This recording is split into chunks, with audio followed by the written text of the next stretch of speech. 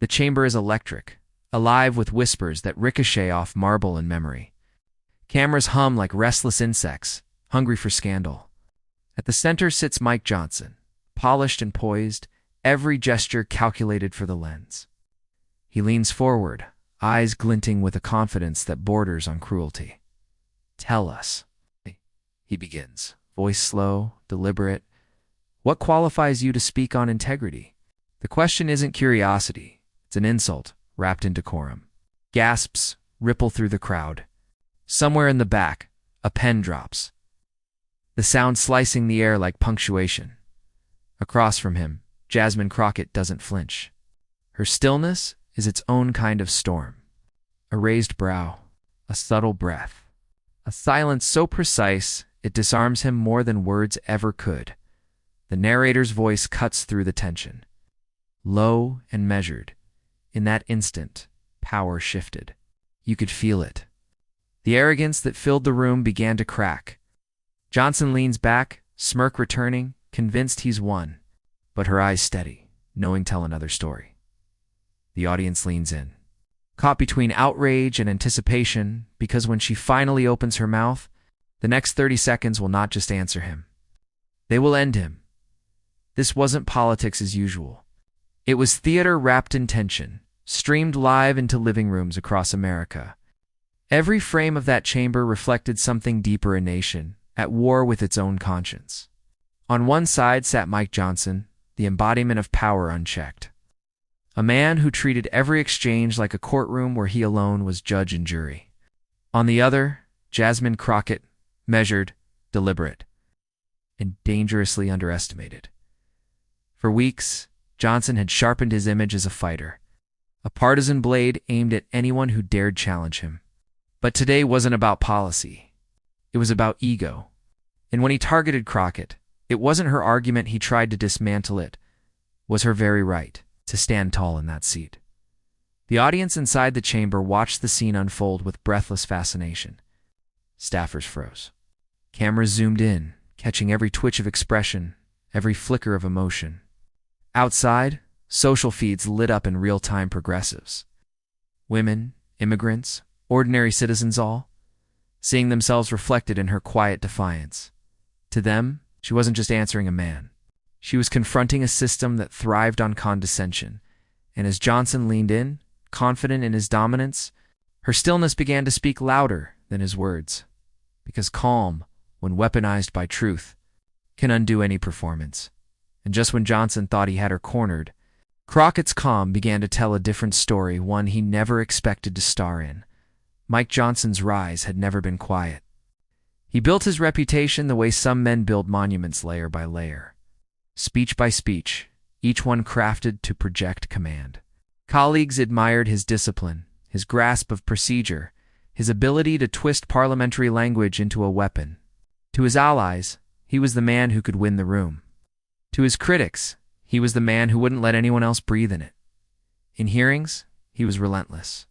Cameras loved him, and he loved them back. The smirk after a pointed jab, the slow sip of water following an interruption, it was choreography. He didn't argue for truth. He argued for victory. His words weren't meant to clarify. They were meant to dominate. Clips from past sessions tell the story. He cuts off colleagues mid-sentence, lectures seasoned experts with patronizing charm, frames every challenge as disrespect. Each exchange was a stage where he could remind the public who held the microphone. For Johnson, control wasn't about respect, it was about performance. But control is fragile. It cracks the moment confidence confuses itself with invincibility. And that crack had already begun to show. Rumors swirled that even within his party, his style grated. His self-certainty, once seen as command, now read as conceit. Still, carried that same swagger into the chamber the day he faced Jasmine Crockett. In his mind, it was another routine bout of sparring session where he'd emerge as the headline, the clip, the soundbite that trends before dinner. He saw her as an easy mark, young, articulate, unafraid, a combination he mistook for inexperience.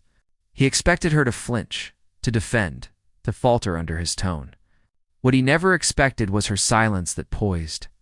unnerving stillness that turned the spotlight back on him. Johnson thought he'd chosen the perfect opponent for another viral takedown. Instead, he chose the one person who would expose the hollow echo beneath his performance, because arrogance blinds even the sharpest strategist. It makes the powerful forget that not every opponent is playing the same game. He entered that chamber ready to deliver a spectacle. He didn't realize he was walking into one written for his own undoing. But before America saw Crockett's answer, they needed to understand the fire she walked through to earn her calm. Jasmine. Crockett's story doesn't begin with power, it begins with purpose. Long before the microphones, the marble floors, or the endless headlines. There was a small Texas courtroom and a young attorney who refused to let silence win. She wasn't born into privilege or legacy. She built her reputation in rooms where justice wasn't guaranteed, where lives depended on the courage to speak when others trembled. She learned that truth. When spoken from conviction, carries more weight than any title. Each case she took on wasn't about Famet, was about fairness. She defended the overlooked, the overcharged, the voices dismissed as inconvenient. Those battles carved into her the kind of patience that comes only from struggle. Texas taught her resilience. The courtroom taught her restraint. Both became her armor. Every sneer, every attempt to box her into stereotype became another log in the quiet fire she carried. When men in power mistook her calm for compliance, they misread the very essence of her strength. One of her mentors once said, "You don't need to shout to shake the room. You just need to mean what you say." Jasmine took that to heart. She learned that silence, when timed right, could speak louder than any speech. By the time she arrived in Washington, she already understood what so many in power had forgotten, that respect isn't granted by position. It's earned by principle. Her words didn't seek applause. They sought truth. Her presence alone unsettled those who thrived on intimidation. She represented more than a district. She represented endurance. The immigrant mother who worked 2 jobs, the student told she wasn't polished enough. The activist mocked for caring too much. All of them saw a piece of themselves when Jasmine stood behind that microphone. So when Mike Johnson questioned her worth, he wasn't just questioning a congresswoman. He was questioning every person who ever fought twice as hard to be taken half as seriously. And when Mike Johnson decided to test her patience, he unknowingly lit a fuse she had spent a lifetime learning how to control. The exchange begins like any other sparring match in Washington, measured, strategic, rehearsed. Mike Johnson leans into the microphone, his tone clipped, deliberate. He starts with courtesy, then slides into condescension. He questions her credentials, her motives, her very right to sit across from him. Each phrase lands like a carefully sharpened jab disguised as a question. Jasmine Crockett listens, still unmoved. Her pen doesn't twitch. Her eyes never break from his. Johnson mistakes that silence for surrender. He grows bolder, his voice swelling with the self-assurance of someone used to the final word. The room begins to shift. Staffers glance at one another. Cameras tighten their focus. The tension hums a familiar, electric warning that something unforgettable is about to happen. He talks of experience, of decorum, of knowing one's place.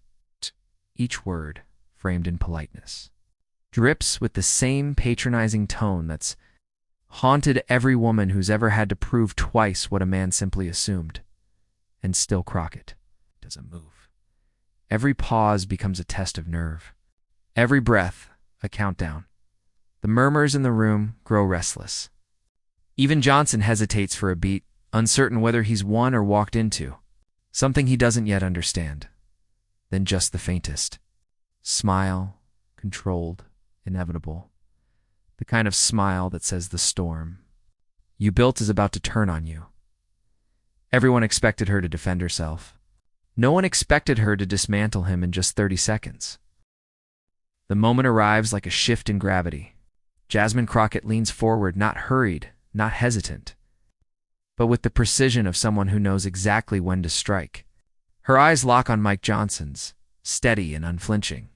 The room stills. You could hear the click of a pen, the nervous shuffle of a paper. And then she begins. "Congressman," she says softly, almost to calm. It's interesting how quick some people are to question a woman's purpose when they've never questioned their own privilege. Her voice doesn't rise. It doesn't need to. Each syllable lands with the authority of lived experience, refined through years of fighting battles that never made headlines. "You talk about integrity," she continues. "But integrity isn't about who speaks the loudest in the room. It's about who tells the truth when it's inconvenient." The chamber falls into a heavy silence. Johnson blinks, caught between confusion and disbelief, as if he expected resistance but not reflection. She keeps going, her tone like polished steel. "You call it ambition when a man climbs, but arrogance when a woman does. You call it leadership when you interrupt, but attitude when I respond. You can't redefine professionalism just because you're uncomfortable with equality." A staffer stifles a smile. Cameras lean closer. Crockett doesn't flinch. "If defending truth is a crime," she says, letting the words breathe, "then I plead guilty proudly." A beat of silence, the kind that rewrites dynamics in real time. Johnson shifts in his chair, his once commanding posture shrinking under the weight of composure he can't match. He opens his mouth as if to respond, but she's already ahead of him, reframing his own accusations into mirrors. "You see, Congressman," she adds, "the difference between us isn't who talks louder. It's who stands taller after being talked down to." The audience doesn't dare move. The tension, once his weapon, now belongs entirely to her. Her words roll through the room like a quiet verdict. No shouting, no drama. Just truth delivered with surgical precision. "You wanted to question my career," she says finally, leaning back. "But what you really questioned was your comfort with women who don't wait for permission to lead." For a moment, time seems to pause. Even the cameras hesitate to cut. Johnson's eyes dart downward. His script, whatever it was, has disintegrated in front of millions. And Jasmine. She doesn't gloat. She doesn't smile in victory. She simply gathers her notes. The embodiment of grace reclaiming its ground. The silence that follows isn't empty, it's charged. It's the sound of realization sinking in. When she finishes, there's no applause, no chaos, just the quiet understanding that something irreversible has just happened. A single moment. 30 seconds of measured truth. But outside that room, her 30 seconds would grow into something far bigger than politics. It became a cultural moment. Within hours, the clip detonates across the internet. It isn't just trending, it's transforming into testimony. #Crockett, 30 seconds flashes across timelines, headlines, and late-night monologues. Millions watch the same 30 seconds on loop, not because it's dramatic, but because it's definitive. Edits flood TikTok. Slow-motion shots of her calm stare, remixes layered with thunderclaps. Captions that read, "Grace under fire." Twitter, or what's left of it, crowns her the moment's moral victor. Commentators call it the most composed obliteration ever seen on the House floor. By evening, major networks air split-screen debates dissecting her delivery. Political analysts break down her tone like it's a case study in rhetorical control.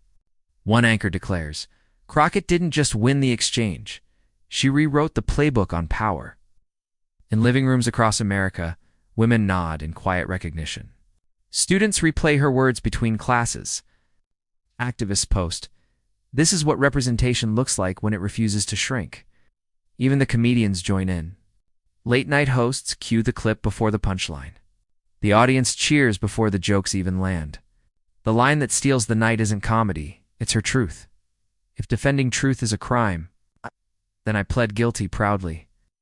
Meanwhile, inside the Capitol, the silence is different. Reporters linger in hallways, waiting for Mike Johnson's response that never comes. His usual confidence has evaporated into scripted deflections. The man who once commanded the microphone now walks past it. Behind closed doors, staffers whisper about the moment everything shifted. Committee members, even those who disagreed with her politics, quietly admit she won something bigger than a debate. For days, the clip remains unstoppable. It becomes not just a highlight, but a headline, not just a soundbite, but a symbol. And through it all, Jasmine Crockett remains composed. No press tour, no victory lap, Just the same poise that started it all.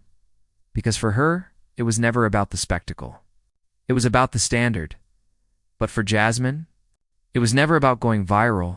It was about something far deeper. In the days that followed, Jasmine Crockett faced the cameras again, not as a viral sensation, but as a voice of reflection. Reporters asked her how it felt to win the exchange. She smiled softly, almost dismissively. It wasn't about winning, she said. It was about reminding people, especially women, especially those of us who've had to prove ourselves twice, that respect isn't given by permission. It's earned through presence. There was no arrogance in her tone, only conviction. She didn't gloat, didn't indulge the noise that surrounded her. Instead, she turned her 30 seconds into a message about composure, dignity, and restraint. Composure, she said, isn't silence. It's controlled power. That single line began echoing far beyond politics. Classrooms discussed it. Activists quoted it. Parents told their daughters about it. What she showed that day wasn't just how to stand your ground, it was how to rise without stepping down to someone else's level. Her moment redefined what leadership could look like in a time of chaos, not loud. Not petty, but principled. Not about overpowering the room, but about commanding it through truth. For millions who had watched her with quiet pride, it wasn't just satisfying, it was healing. It was the feeling of finally being seen, represented, and vindicated without needing to shout. And as the dust settled, one truth became clear. Dignity doesn't just survive in chaos, it defines it. The narrator's tone softens, carrying the weight of reflection through every syllable in an age where noise dominates every headline. Jasmine Crockett reminded us, power doesn't shout. It stands tall. The clip that began as an attack meant to humiliate her became the moment that defined her, a mirror held up to a nation still learning what strength really looks like. In those 30 seconds, she didn't just defend her name. She redefined the conversation, because when arrogance meets composure, only one endures. The chamber that once echoed with tension now lives on in replayed silence that charged. Unforgettable pause right before truth spoke for itself. The story of Jasmine Crockett isn't about politics. It's about presence. About holding your ground when others try to pull it from under you. So if you believe in composure over chaos, in truth over theatrics, share this moment. Let it ripple beyond headlines and hashtags, because voices like hers don't just deserve to be heard. They deserve to echo. And remember, sometimes all it takes is 30 seconds for truth to win.